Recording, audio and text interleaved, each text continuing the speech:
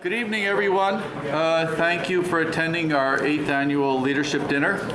We're pleased that you're able to join us tonight, our closest friends and fellow alumni, as we celebrate the University of Waterloo School of Accounting and Finance, which brought us all together in the first place. I'd like to acknowledge a couple of people here tonight. First, Doug Pierce, Dean of the Faculty of Arts. Doug, could you do more than raise your hand? Actually stand.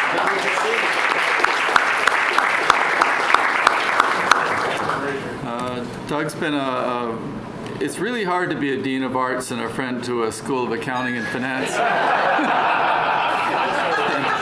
We'll talk tomorrow. And Doug does a wonderful job. I'd also like to thank our volunteers who make up our Alumni Association Executive Committee who are here to stand.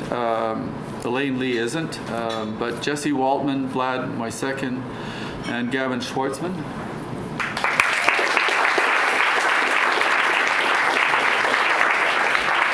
So thank you for your leadership and continuing vision. We're always working to try and expand our alumni engagement, and it's been succeeding, and so thanks to you all.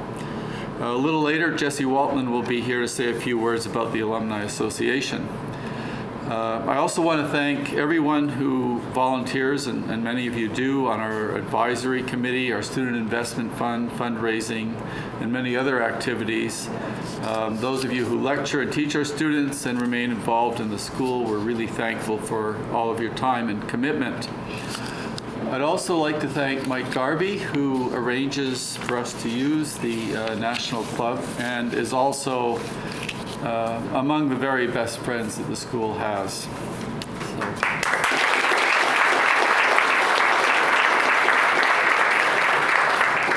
So before I introduce our guest speaker, I'd like to share a few highlights. Our students continue to perform well, actually perform exceptionally well. We're able to place virtually all our students in co-op positions. They then go on to permanent positions and careers where they make a real difference in business and society. With respect to performance on CPA exams, such as the UFI, we won the gold medal for the 4th time in 5 years, the most recent year with Akash Kapoor winning. And it's a proud tradition that the School of Accounting and Finance has. Our students perform well in case competitions. Most recently, our team won the Ontario Regional of the CFA competition and went to the Americas competition in Atlanta. I should note that this competition is open to masters and undergrads, so our students who won for the 3rd time in 6 years beat teams, for example, of Masters of Finance students from Rotman, from Queens, and another team, and I think it's a testament to all of our faculty and our students, just the fantastic jobs they do, that they can go out and compete at that level. Following in finance, a couple of news items. We're developing a finance lab that's going to really enhance our finance offerings, including the Student Investment Fund. It will open this fall. If you're visiting, come November, it should be open. You can come and see it, and that would be great. We're also getting a new space for our MTAX program. It should be in downtown Toronto at the Eden Centre.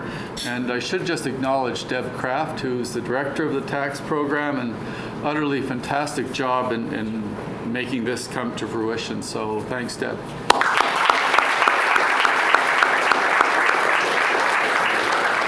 Once it's open, in addition to the MTAX, we will actually have 2 classrooms, so we'll be able to do some initiatives. We'll be open to having receptions there and speakers, and hopefully we'll invite you all to the grand opening. We have finally filled the Wadsworth Chair. We're getting Professor Zhang Van Kim is joining us from the City University of Hong Kong. He publishes in both accounting and finance, so he suits the school well.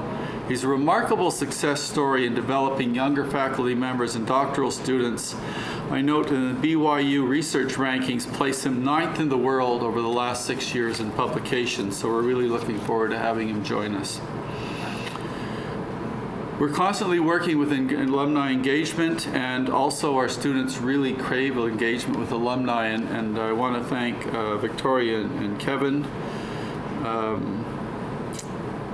And they've just developed a mentorship program where we have 200 mentors who are now going to be working with our undergrads and building a really strong bridge. So all those, I think, are important things the school is doing.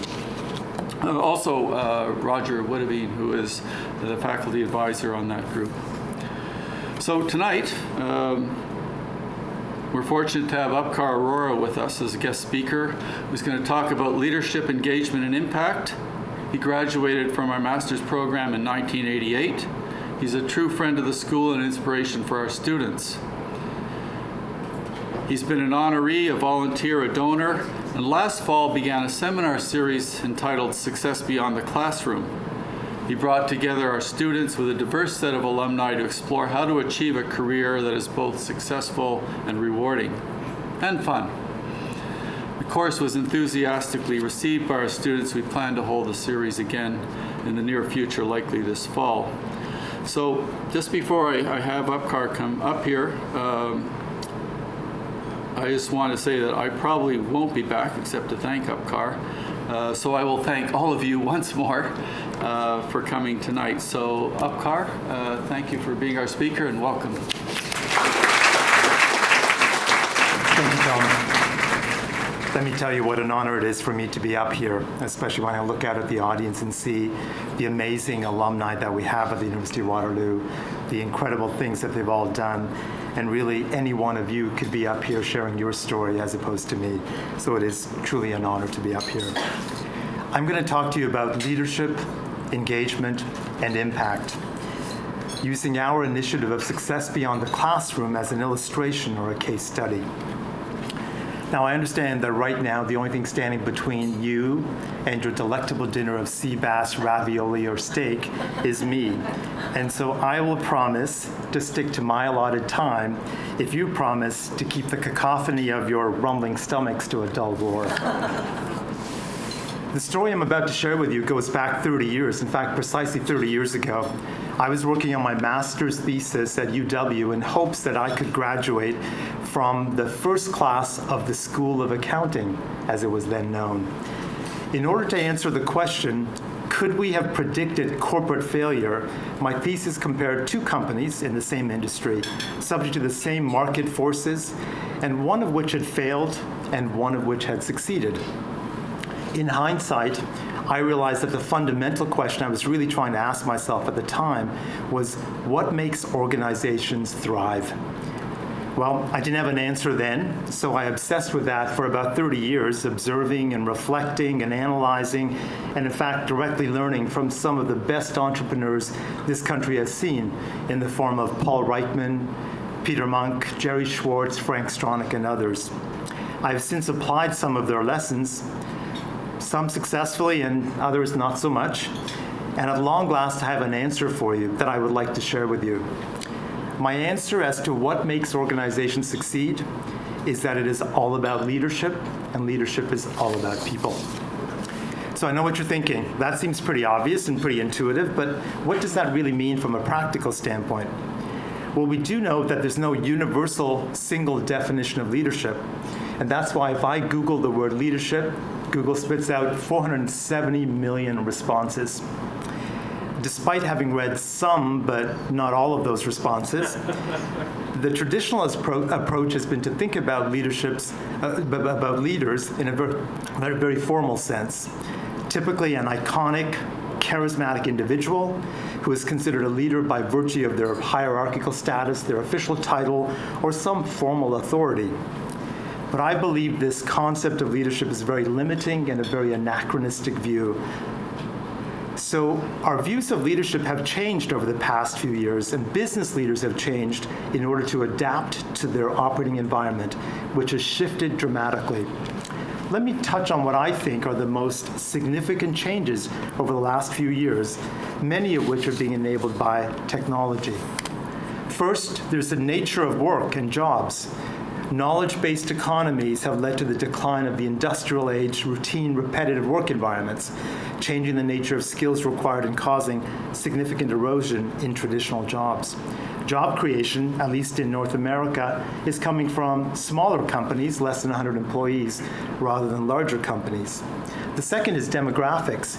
We have aging populations, longer life expectancies, and as we've seen, and as you've seen at the University of Waterloo, differing expectations from generational cohorts. Millennials, for example, are tech-savvy multitaskers who are often characterized by wanting work-life balance and flexibility, instant gratification, and career advancement now. The third is advances in neuroscience, social science, and spiritual practice, which is enhancing our understanding of leadership. Neuroplasticity of the brain is far more extensive, and we are far more capable of change than previously thought. Simplistic models for understanding employee engagement, satisfaction, and happiness have given way to those founded on anthropological and social science research. And there is a greater acceptance of mindfulness in an organizational rather than a spiritual context. The fourth is the nature of the markets, which we all know about. We compete in a global marketplace, and the pace of change is frenetic. And five, changing models for organizational structure. The fusion of business and social conscience has led to conscious capitalism or corporate social responsibility. Different organizational models have emerged: mission-driven, values-driven, social enterprises, and those that fuse profit and not-for-profit activities.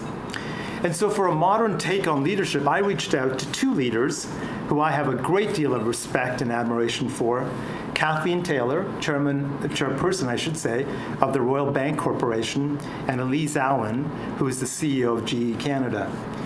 Kathleen Taylor described a leader as, quote, as someone who inspires people to do something extraordinary. Extensive research and analysis of leadership effectiveness over the last 25 years have concluded successful leaders are more about emotional intelligence rather than intellectual intelligence, more collaborative and less authoritarian, more about inspiring and less about incentivizing, and more about character and values rather than technical competency.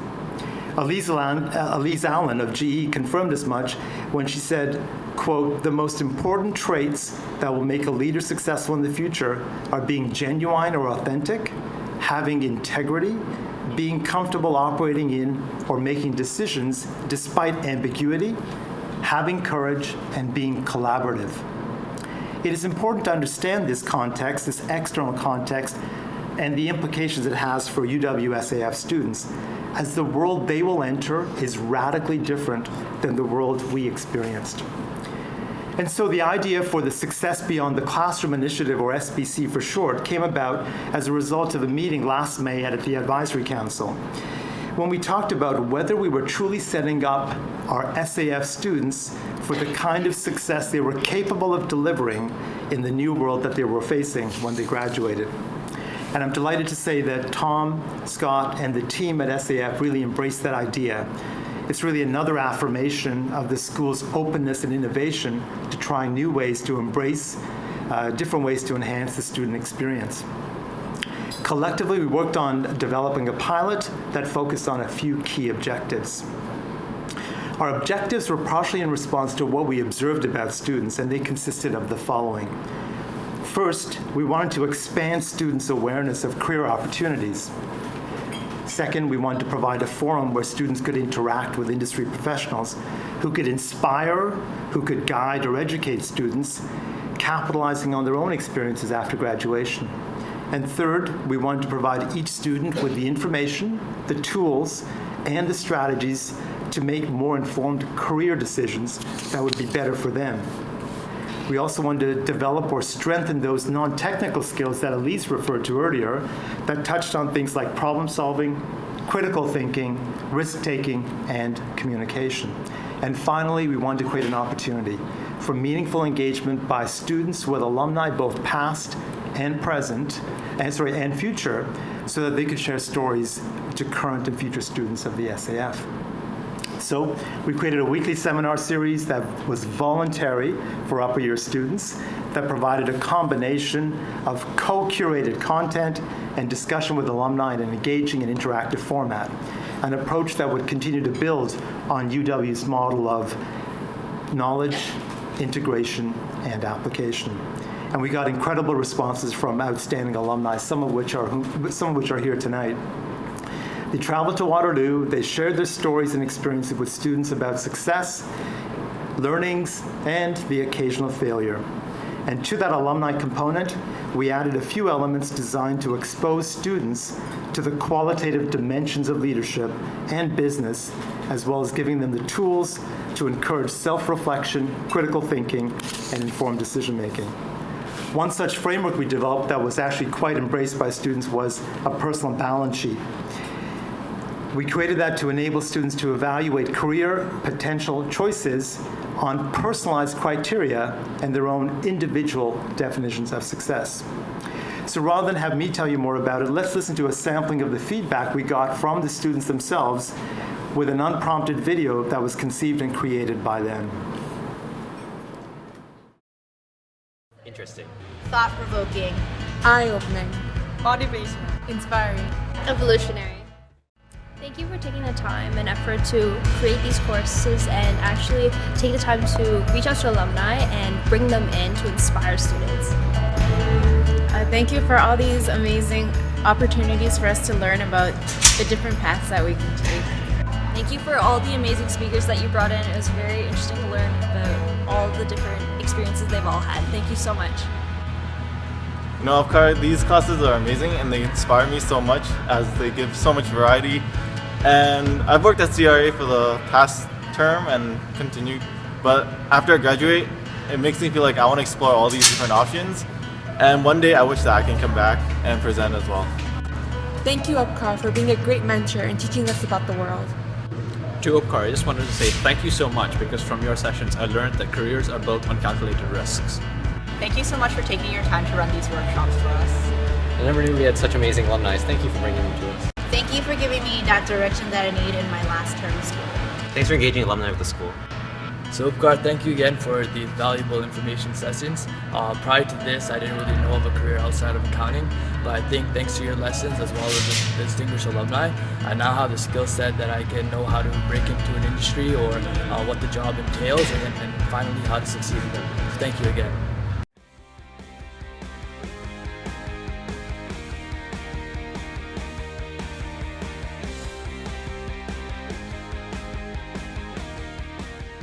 Tremendous gratitude on the part of the students for the alumni that took the time to come to the classes and share their experiences.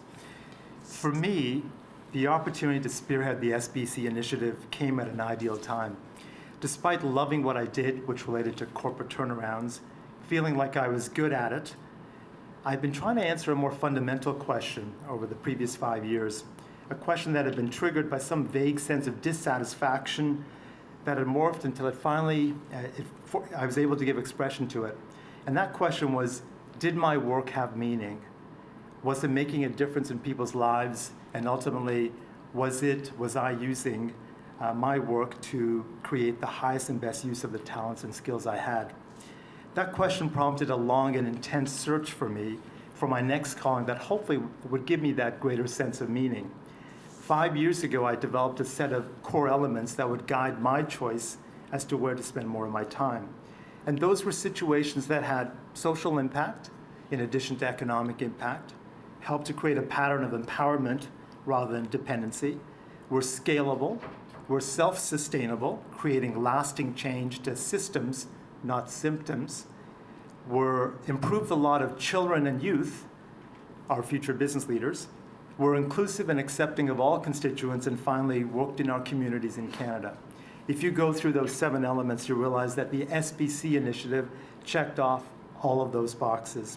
And more importantly for me, it was a way to give back to the school and the university that had contributed so greatly to my own learning, my own development and success. But let's be clear about what SBC is. It is one example, it is one illustration which affects less than 50 students. But it is a start, it is a work in progress, and a small step towards a more ambitious personal goal, a goal driven by concerns about what's happening in our broader mainstream society.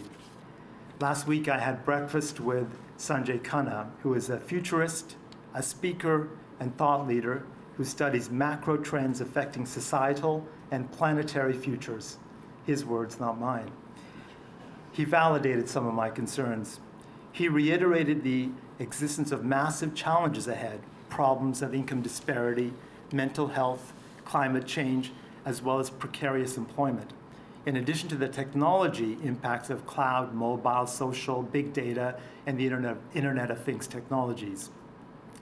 These problems individually and collectively have the potential to seriously disrupt our way of life and our organizations, our social structures, and communities. That is why we need leadership and engagement to have impact. So leadership. So if we said at the outset that leadership is about inspiring people to do something extraordinary, and technical competency is not the differentiating factor, we all are, or we have the capacity to be leaders. Leaders are made, not born. In this room, we and people like us have the skills. Our education and our careers have spawned opportunities to hone our ability to deal with complex problems, rapidly changing environments, competing stakeholders and objectives, and inspired people to deliver results. We have the time. I realized that average life expectancy for me at age 52 is 82 years old, 85 for women. This means I have another 30 years, the same length of time as my working career till now, and enough time to have a complete second career. Compare that to our parents, where the average life expectancy was 60 for men and 62 for women. Engagement. In terms of engagement, we have the commitment. Everyone around this room has demonstrated a high degree of engagement and a high degree of action. Your collective contributions have been instrumental in transforming the SAF from that first class of 11 misfits, of which there is one other one here, to multiple programs of multiple classes of accounting and finance grads who are excelling post-graduation. So the challenge becomes, how do we create a ripple effect so we can cascade that spirit of volunteerism and contribution to a broader group of people to create a bigger multiplier in economic terms? Not only because the enormity of the problems we have to solve are great, not merely because we should, but because the potential rewards of doing so are just so great. As Adam Grant conveys so succinctly in his title of his recent book, Give and Take, Why Helping Others Drives Our Success. Our engagement can have such unintended and unimagined benefits for us. I've seen that with my own eyes on several occasions, even in raising our own 2 children. I thought I was here to teach them, and instead it is they that have taught me about unconditional acceptance, about trust, about patience, and about compassion. Through initiatives like SBC or others, my dream is we can have and instill in our students the qualities that will allow them to multiply our direct impact. When they go on to become ambassadors, not just of accounting, not just of finance or SAF or Waterloo, but exemplars of committed, engaged global citizens.